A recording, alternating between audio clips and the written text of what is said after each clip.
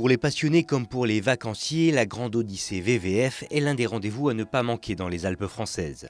Forte de 2 décennies d'expérience, la mythique course de chiens de traîneau profite de son anniversaire pour faire évoluer les standards. Fini les catégories Open et Unlimited, il ne sera désormais question que du classement général.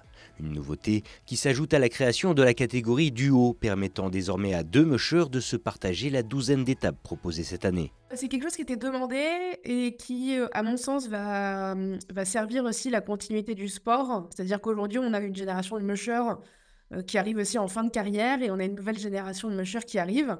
Et c'était voilà, une possibilité qu'on avait envie de donner pour une édition à des mushers de partager finalement une édition à 2, de passer le relais, de passer le flambeau pour certains. Et en fait, on sait aussi que le mushing, c'est un sport de famille.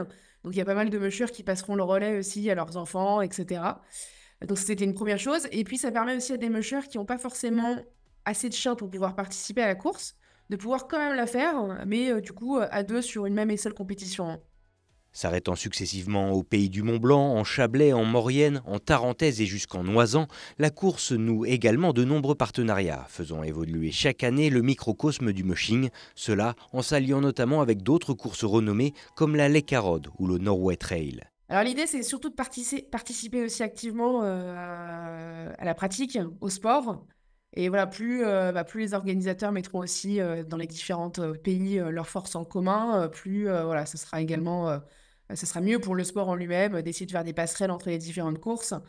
Il y a également une deuxième course qui a lieu en France qui s'appelle la Les Carottes, sur laquelle on aura aussi un partenariat cette année, ce qui est le cas depuis l'année dernière. Donc l'idée, c'est voilà, c'est d'aller ensemble vers la même direction, hein. Des choix qui s'anticipent d'ailleurs plusieurs années en avance. En effet, si l'édition 2025 n'a pas encore démarré, le comité d'organisation travaille déjà sur les compétitions de 2026 à 2028. Car si la grande course s'est établie il y a 20 ans de cela comme un événement précurseur dans son genre, elle se doit aujourd'hui de poursuivre son évolution afin de rester l'une des références européennes de la discipline.